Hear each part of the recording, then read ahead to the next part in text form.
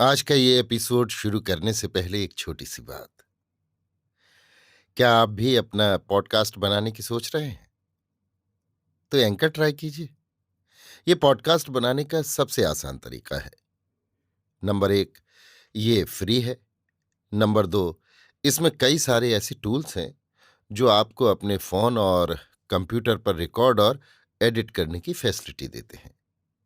Number 3, आप अपने podcast को डिस्ट्रीब्यूट भी कर सकते हैं, जिससे इसे स्पॉटिफाई और दूसरे प्लेटफॉर्म पर सुना जा सके।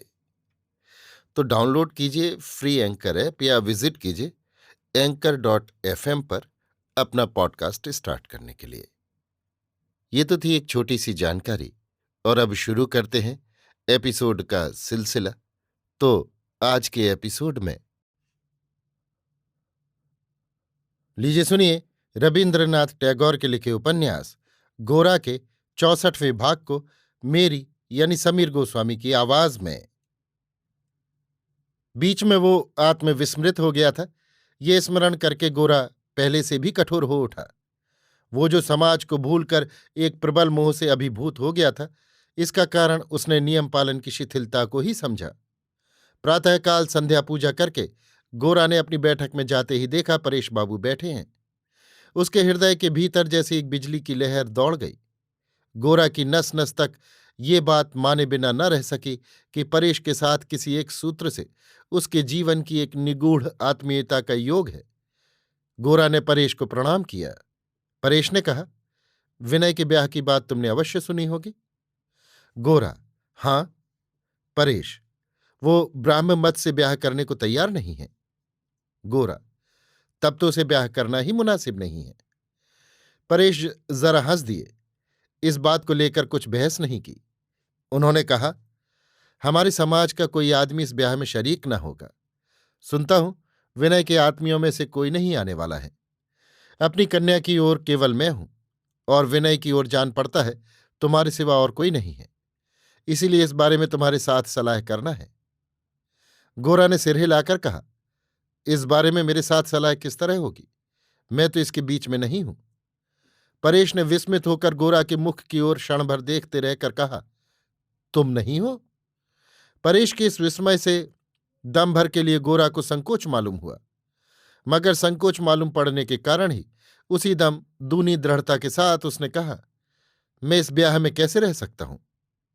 परेश, मैं जानता हूं कि तुम उसके मित्र हो।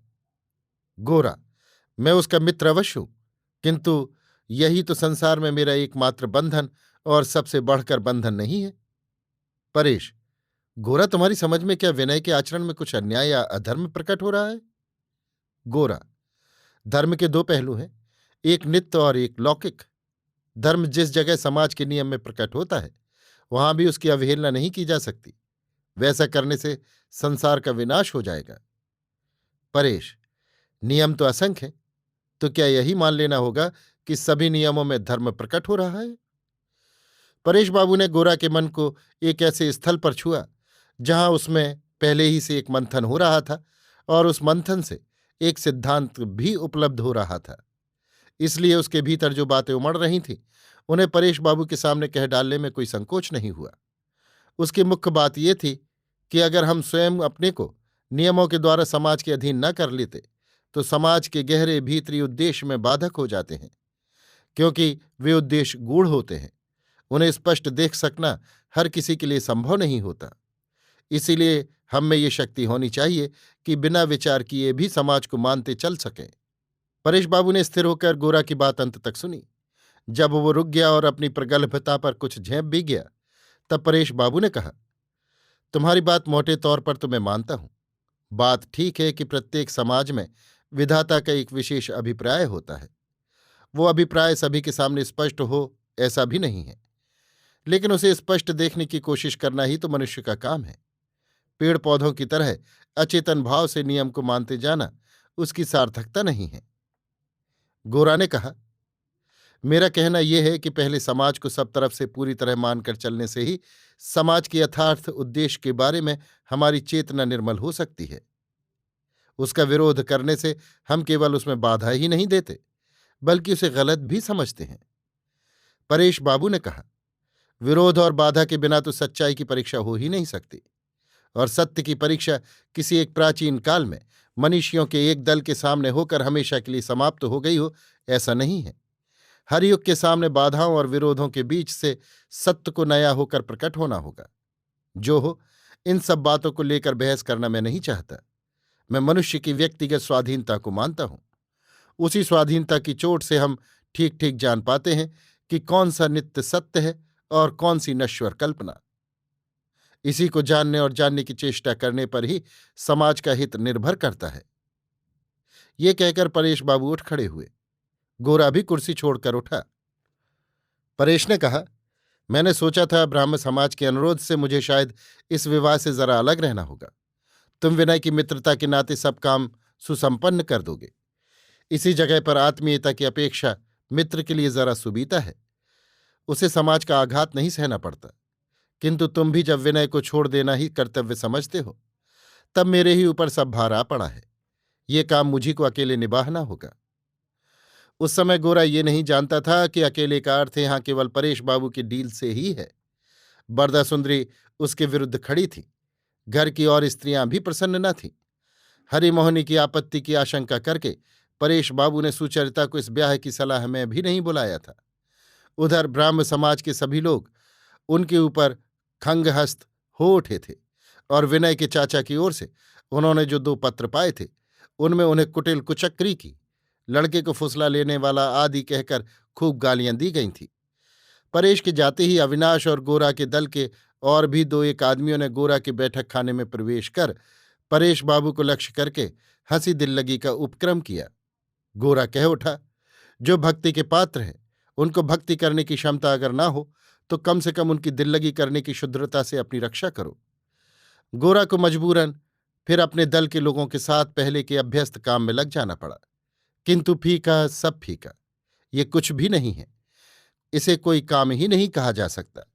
इसमें कहीं भी जान नहीं है। इस तरह केवल लिख पढ़कर, लेक्चर देकर, बातें और बहस करके दल बांध कर तो कोई काम नहीं होता, बल्कि बहुत कुछ बेकार के काम जमा हो रहे हैं। ये बात गोरा के मन में कभी इतने जोर से न आई थी जितनी इस समय आई। नई शक्ति से छलकता हुआ उसका जीवन अपने मुक्त बहने के लिए एक नया सत्य पथ खोज रहा था। वो सब उसे बिल्कुल अच्छा नहीं लग रहा था। इधर प्रायश्चित सभा का आयोजन चल रहा था। इस आयोजन में गोरा को जरा विशेष उत्साह मालूम पड़ा है। वो प्रायश्चित केवल जेल खाने की अपवित्रता का प्रायश्चित नहीं है। इस प्रायश्चित के द्वारा सभी ओर संपूर्ण रूप से ममता त्याग कर फिर एक बार जैसे नई देह लेकर अपने कर्म क्षेत्र में वो नया जन्म प्राप्त करना चाहता है। प्रायश्चित का विधान ले लिया गया है। दिन भी ठीक हो गया है। अविनाश ने गुप्त रूप से अपने दल के लोगों के साथ सलाह की है कि उस दिन सभा में सब पंडितों के द्वारा धान्य, दूर्बा, फूल, चंदन आदि विविध उपचारों से अर्चा कराकर गोरा को हिंदू धर्म प्रदीप की उपाधि दी जाएगी। इस बारे में संस्कृत में कुछ श्लोक लिखकर उसके नीचे सभी ब्राह्मण पंडितों के हस्ताक्षर कराकर सुनहली स्याही से छपाकर चंदन के बक्स में रखकर उसे उपहार दिए जाएंगे। साथ ही मैक्स मूलर द्वारा प्रकाशित ऋग्वेद के खंड को बहुमूल्य चमड़े की जिल्द बांधकर सबसे प्राचीन और मान्य अध्यापक के हाथों से उसे भारतवर्ष के आशीर्वाद स्वरूप भेंट कराया जाएगा। इससे ये भाव अत्यंत सुंदर रूप से प्रकट किया जा सकेगा कि धर्म भ्रष्टता के आधुनिक युग में गोरा ही वेद विहित सनातन धर्म का सच्चा रक्षक है। इस तरह उस दिन की कार्यप्रणाली को अत्यंत हृदयग्राही और फलप्रद बना देने के लिए गोरा से छिपाकर उसके दल के लोगों में परस्पर नित्य परामर्श चलने लगा। अभी आप सुन रहे थे रविन्द्रनाथ टैगोर के लिखे उपन्यास गोरा के 64वें भाग को मेरी यानी समीर गोस्वामी की आवाज में।